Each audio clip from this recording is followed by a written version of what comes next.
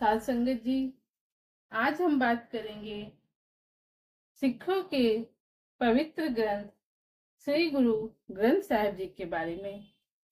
तो चलिए बड़े ही प्रेम और प्यार के साथ आज का ये प्रसंग श्रवण करते हैं। श्री गुरु ग्रंथ साहिब जी सिखों का महान और पवित्र ग्रंथ है। इसके अंदर 6 गुरु साहिबानों श्री गुरु नानक देव जी, श्री गुरु अंगद देव जी, श्री गुरु अमरदास जी, श्री गुरु रामदास जी, श्री गुरु अर्जन देव जी और श्री गुरु तेग बहादुर जी की वाणी दर्ज है। श्री गुरु अर्जन देव जी ने इस पवित्र ग्रंथ का संकलन 1601 में आरंभ किया था। श्री गुरु ग्रंथ साहिब सिख धर्म का महान और पवित्र ग्रंथ है। श्री गुरु ग्रंथ का भाव है वह पवित्र ग्रंथ जिसकी शिक्षाएं अजर अमर हैं। यह वो आध्यात्मिक सत्ता है जो हमारा पग पग पर मार्गदर्शन करती है। गुरु साहिबानों द्वारा इसे पोथी परमेश्वर का स्थान कहकर सम्मान दिया गया। भाव, श्री गुरु ग्रंथ साहिब जी जागृत गुरु है जिससे हम जीवन के हर पहलू पर मार्गदर्शन प्राप्त कर सकते हैं। ये संपूर्ण मानवता की सर्व साझी गुरबाणी है जिससे प्रत्येक आध्यात्मिक जिज्ञासु अपनी जिज्ञासा शांत कर जीवन के श्रेष्ठ मूल्यों को धारण कर सकता है। श्री गुरु अर्जन देव जी ने भी श्री गुरु ग्रंथ साहिब जी को संपूर्ण करने के पश्चात कहा था, मैंने संसार को आध्यात्मिक भोजन रूपी थाल परोस कर दिया है। जो इस भोजन को ग्रहण करेगा वो सत्य, संतोष, दया, धर्म, भक्ति, ज्ञान रूपी अनमोल रत्नों की प्राप्ति लेगा। संसार को इस भोजन की बहुत ही आवश्यकता है। इसके बिना मनुष्य जीवन की सफलता असंभव है। इसके अंदर 6 गुरु साहिबानों श्री गुरु नानक देव जी, श्री गुरु अंगद देव जी, श्री गुरु अमरदास जी, श्री गुरु रामदास जी और गुरु अर्जन देव जी, श्री गुरु तेग बहादुर जी की वाणी दर्ज है। श्री गुरु अर्जन देव जी ने इस पवित्र ग्रंथ का संकलन 1601 ईस्वी को आरंभ किया और 2 अगस्त 1604 को संपन्न किया। इस महान ग्रंथ का लेखन सेवा कार्य भाई गुरदास जी ने किया। पहले इसके अंदर 5 गुरुओं की ही वाणी थी। सन 1708 को श्री गुरु गोबिंद सिंह जी ने इसके अंदर श्री गुरु तेग बहादुर साहिब जी की वाणी को शामिल किया। इसके अतिरिक्त 15 भक्तों, 11 भट्टों और 3 गुरु घर के सेवकों की वाणी को दर्ज किया गया। आदि बीर स्थापना करते समय उन्होंने राग को मुख्य आधार बनाया। श्री राग से लेकर प्रभाती राग तक 30 रागों के सिरलेख श्री गुरु अर्जन देव जी द्वारा दिए गए हैं।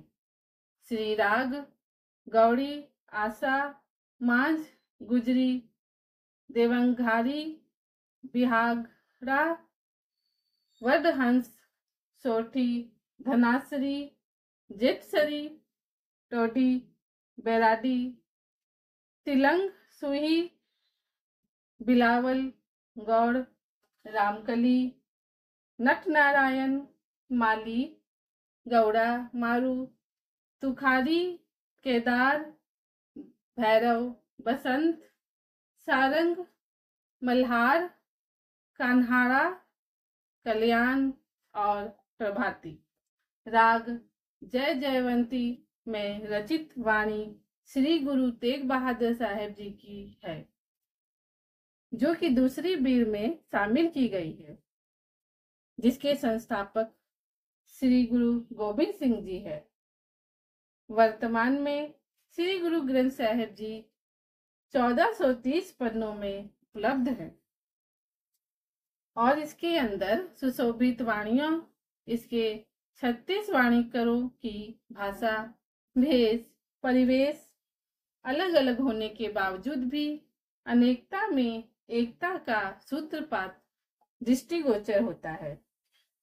शब्दों, पदों, छंदों, वारों को सही तरकीब प्रदान करते हुए गुरु साहिब जी ने स्वयं इसका संपादन किया और अंक प्रबंधन का एक ऐसा सिलसिला तैयार किया जिससे इसकी वाणियां या किसी भी भाग में किसी प्रकार की कोई मिलावट ना की जा सके एवं ना ही इसके वास्तविक स्वरूप से कुछ अलग किया जा सके।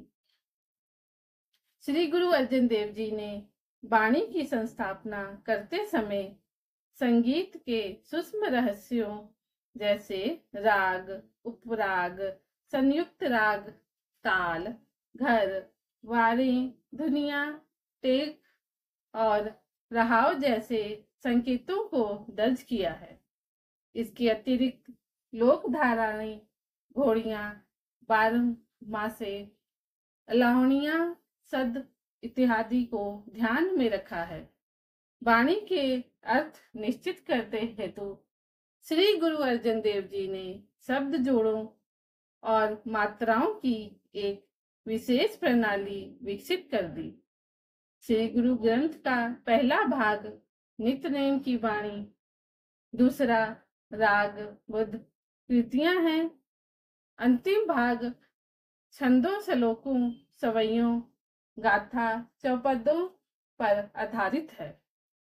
श्री गुरु ग्रंथ साहिब में गुरु साहिबानों को महल्ला कहकर संबोधित किया गया है, जैसे महल्ला पहला, महल्ला दूसरा इत्यादि।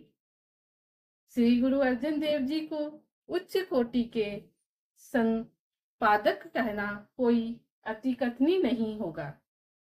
निसंदेह उन्होंने अपने नाना श्री गुरु अमरदास के वचनों को सार्थक किया था।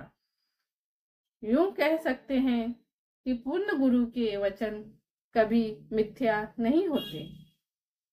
उन्होंने बचपन में श्री गुरु अर्जन देव जी को दोहिता वाणी का बोहिथा कहकर संबोधित किया था।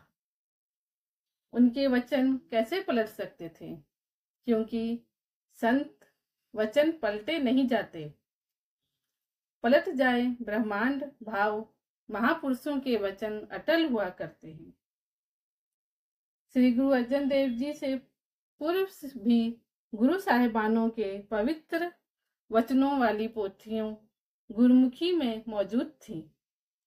भाई गुरदास की एक वार में इसके बारे में स्पष्ट प्रमाण मिलता है, जो बताती है कि जिस समय श्री गुरु नानक देव जी विश्व भ्रमण भाव 4 उदासियों के लिए निकले तो उनके पास एक पुस्तक थी जो उनकी अपनी स्वयं की ही रचनाएं थी।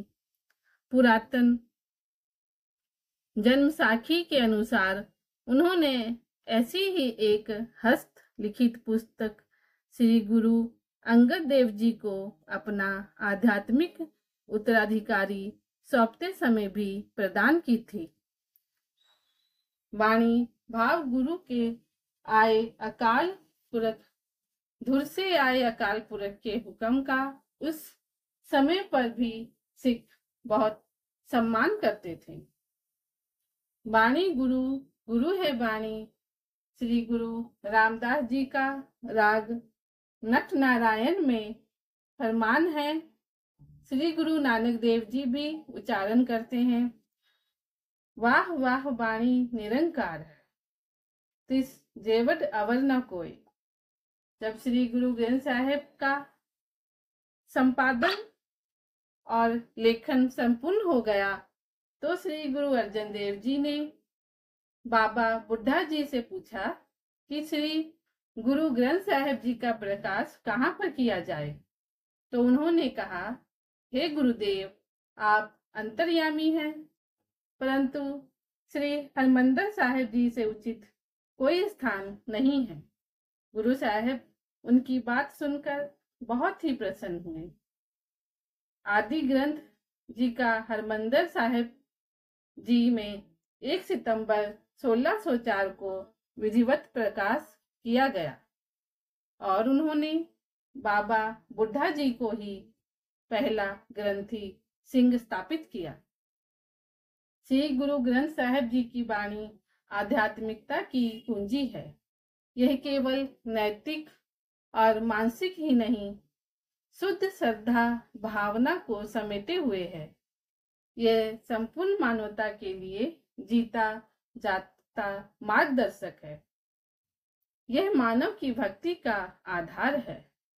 यह नैतिक मूल्यों को अलौकिक खजाना है जो इसके अनुसार अपने जीवन को चलाना है। वह श्रेष्ठता के शिखर को छूता है। हमारे जीवन में जो भी बेसुरा, बेताला, बेजोड़ है, उसे संवार कर संपूर्णता के आकाश में स्वच्छंद उड़ान भरने के लिए हमें पंख इसी पवित्र ग्रंथ की शिक्षाओं से मिलते हैं। साध संगत जी, गुरु ग्रंथ साहिब जी की प्रशंसा, गुरु ग्रंथ साहिब जी के बारे में बताने में बहुत सारी गलतियां हमसे हो गई होंगी। साध संगत जी, गुरु का दास समझ हमें माफ करिएगा और इस साखी को अगर आपको अच्छी लगे तो और भी संगत के साथ शेयर करिएगा। धन्यवाद।